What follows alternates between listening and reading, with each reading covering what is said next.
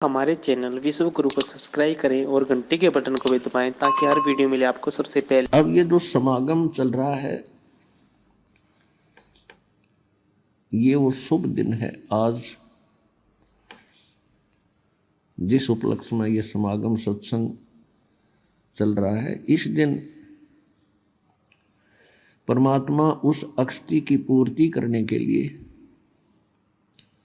जो काल के दूतों के द्वारा उस तत्व ज्ञान को डिस्टर्ब कर दिया गया था, उसकी पूर्ति के लिए संवत 1784 यानी जब गरीबदास महाराज जी 10 वर्ष के थे,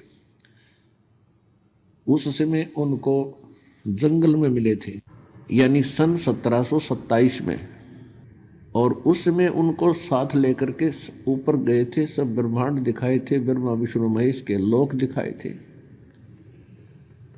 और सारा अपना अध्यात्म ज्ञान उनके अंतःकरण में, हृदय में फीड कर दिया था। और वही ज्ञान फिर गरीबदास जी ने परमात्मा को प्रत्यक्ष देखकर, ऊपर सभी ब्रह्मांडों को आंखों देखकर, फिर अपनी अमृतवाणी के अंदर उन्होंने वो यथार्थ ज्ञान बोला।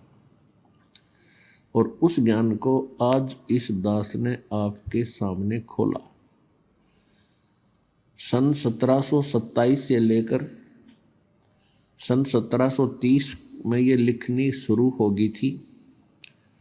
सन 1730 के बाद आज तक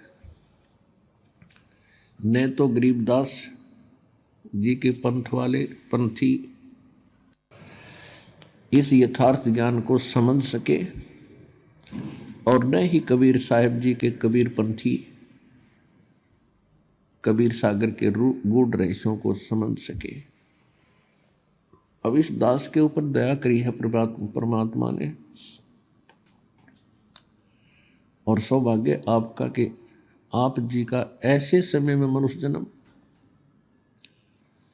अब आपको तो इतना ज्ञान नहीं बच्चों, इस दास को पता है, ये मास्टर है इस अध्यात्म मार्ग का।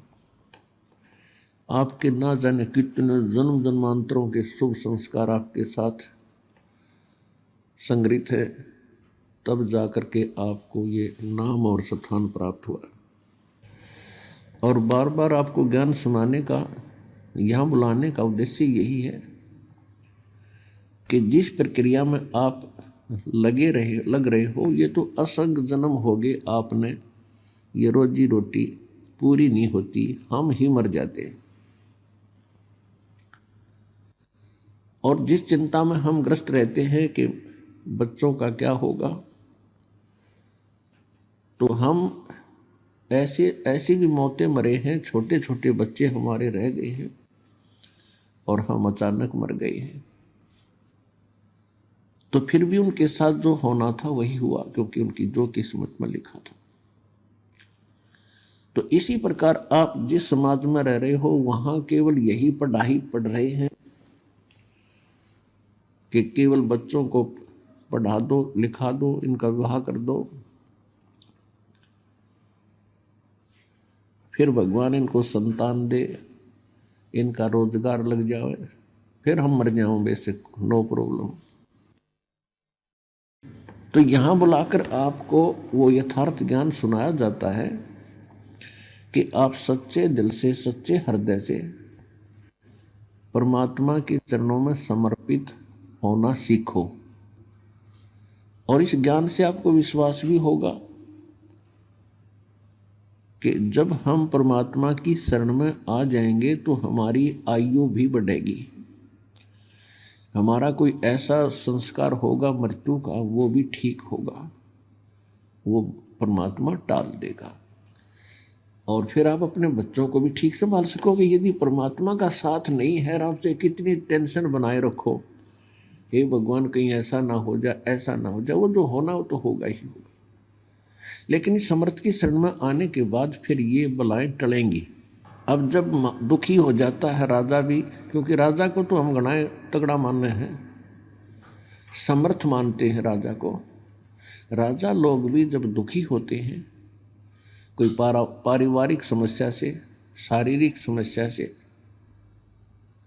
या कोई राजकाज की समस्या से, और उनके वश से बाहर हो जाता है, तो वो भी भगवान के सामने ही याचना करते हैं। तो इस ज्ञान से आपको ये पता चलेगा कि परमात्मा की आवश्यकता हमें कितनी है।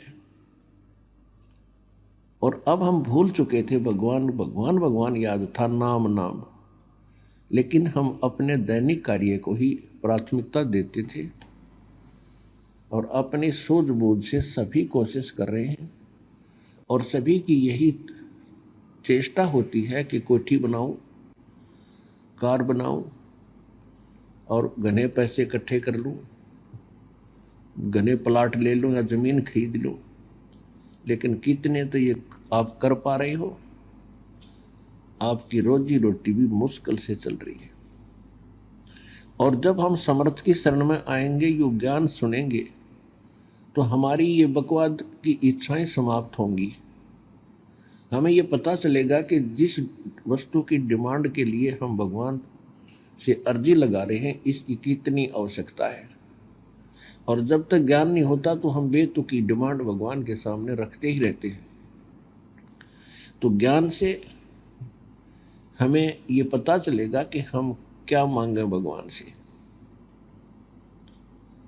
और फिर दूसरा, आपको ये विश्वास होगा कि भगवान कोई बालक नहीं। एक माता पिता अपने बच्चों की कितनी केयर टेक करता है। सर्दी का मौसम आता है तो उससे पहले उनके जूते जुराब, स्वेटर, जर्सी तैयार कर देता है। क्या भगवान उस माता पिता से भी कमजोर बुद्धि का है? जिस परमात्मा ने आपके गर्भ से आने से पहले, बाहर आने से पहले, माँ के बाहर आते ही माँ के स्तन में दूध भेज दिया, क्योंकि आपके दांत नहीं थे, तो वो परमात्मा जब इतना चिंतित है आपके भविष्य के लिए, और फिर आप ठेकेदार बन गए बाद में कि हम करेंगे वही होगा, भगवान कुछ नहीं, तो ये भूल सत्संग से मिटा करें। और सत्संग सतगुरु ही करते हैं। सत्संग के अंदर ये सब याद दिलाया जाता है। आप कौन हो, क्या उद्देश्य लेकर जी रहे हो, जिस महल, कोठी, बंगले, कार, घर में आप रहकर अपने आप को घनाई सुखी मान रहे हो, इसमें रहोगे कितने दिन? तो ये ज्ञान याद कराया जाता है। फिर ये आत्मा तड़प उठती है कि सचमुच ये तो बहुत गलत स्थान है। तो पुण्यात्मा, सत्संग से ही जागृति आती है आत्मा में। अब जैसी संगत में हम रहते हैं वैसा ही रंग चढ़ता ही चला जाता है। कोई चोरों की संगत में है तो उनके विचार वही होते हैं। कितना नेक व्यक्ति हो, महीने 2 महीने में उसका भी रंग चढ़ कर मानेगा। और अच्छी संगत में चाहे कितना निकम्मा आदमी हो आ जावे, तो महीने 2 महीने में उसका भी वो अच्छा रंग चढ़ेगा ही चढ़ेगा। तो इसलिए सत्संग की यानी सुसंगत की घनी जरूरत है।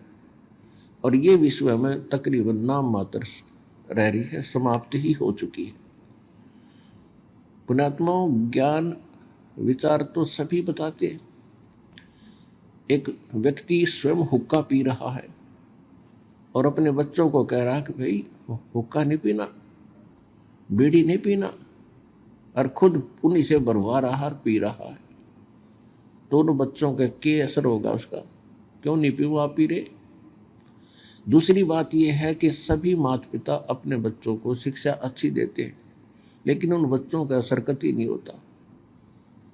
उनने जो करना वो करना ही है। और जब सत्संग सुनेंगे, समर्थ के मुख से वचन सुनेंगे, यानी परमात्मा की कृपा पात्र से, तो उन शब्दों का ऑटोमेटिक असर होगा उसके, और बुराई भी छोड़ेगा। क्योंकि परमात्मा की जो वचन शक्ति है वो अंदर से एक न्यारी प्रक्रिया करती है। तो इसलिए सत्संग की आवश्यकता बहुत घनी है। और सत्संग इस विषय में सतलोक आश्रम बरवाला, जिला हिसार, हरियाणा के अतिरिक्त 21 ब्रह्मांड में नहीं है। अब उस सत्संग के माध्यम से इस आत्मा को जगाया जाता है, कथा कहानी सुना के, जो सत्य होती हैं और हमारे लिए बहुत घनी उपयोगी होती हैं। हमें मार्गदर्शन मिलता है। हम परमात्मा से मांगते हैं, निर्धन मांगता है धन घना हो भगवान, क्योंकि उसने वही घना बड़ा दुख मान लिया, वही संकट बड़ा मानता है कि मेरे पास धन नहीं। जिनके पास धन है उनसे पूछकर देखो वो कितने सुखी हैं। और परमात्मा क्या बताना चाहते हैं कि इस झूठे सुख को सुख कहे, ये मान रहा मन मोदे, ये सकल चबीना काल का, भाई कुछ मुख में कुछ गोदे। कबीर ये माया अटपटी, सब घट आन अड़ी, किस किस को समझाऊं ये कुएं भांग पड़ी। कबीर इस संसार को समझाऊं के बारे, ये पूछ पकड़ के भेड़ की उतरा चावे पारे। भेड़ पूछ को पंडित पकड़, ये बादो नदी बिहंगा, गरीब दास वो भवजल डूबे, जिन नहीं साध सत्संगा। अब क्या बता रहे हैं परमात्मा कि ये काल ने, इस 21 ब्रह्मांड का कुआं है ये काल का, ब्रह्म का, इसने 21 ब्रह्मांड के अंदर ये माया की भांग डाल दी और इस जल को सभी ने पी रखा है। और सभी की एक जैसी वृत्ति है, एक जैसा स्वभाव है, एक जैसी क्रियाएं है। अब जैसे शराब के ठेके से 20 व्यक्ति शराब पीकर आ रहे हो तो 20 के 20 की एक जैसी गतिविधि, एक जैसा चाल, टेढ़ी मेढ़ी नुकीता की पैर टक्कर, एक जैसी भाषा बोली होती है। और वो भाषा एक जनसाधारण से विरुद्ध होती है, विपरीत होती है, वो नहीं होती है। और जब उनकी वो शराब उतर जाती है, नशा उतर जाता है, तो फिर वो कितनी अच्छी तरह चलते हैं, कितना नेक भाषा बोलते हैं। तो ठीक इसी प्रकार जहाँ सत्संग नहीं है, सत्संग इस काल की माया के भांग को उतारने के एंटीबायोटिक कैप्सूल हैं। और वो केवल सतलोक आश्रम बरवाला से ही प्राप्त है, और कितना ये है नहीं। दूनी भांग चढ़ावा दूसरे थे। अन्य संतों के आप सत्संग सुनते हो, वो क्या बताते हैं कि एक बीज मंत्र दे दिया आपको, 5100 रुपये तो मुझे दे और ये बीज मंत्र तुझे करोड़पति बना देगा। तो बुद्धि इतनी कमजोर होगी कि शराब जिसने भांग पी रखी हो, जिसकी बुद्धि काम ही नहीं करती, तो उनकी अकल यहाँ काम नहीं करती कि आपको करोड़पति बनाना चाहता है महात्मा, और आपसे 5100 रुपये ले रहा है, तो ये खुद क्यों ना बन जाए करोड़पति, क्या जरूरत फिर इसने मांगने की। तो ये हमारे साथ ही, तो वो तो भांग दूनी प्यावे हैं, वो काल की भांग उतारते नहीं, वो तो दूनी चढ़ावे हैं। और यहाँ वो भांग उतारी जाती है।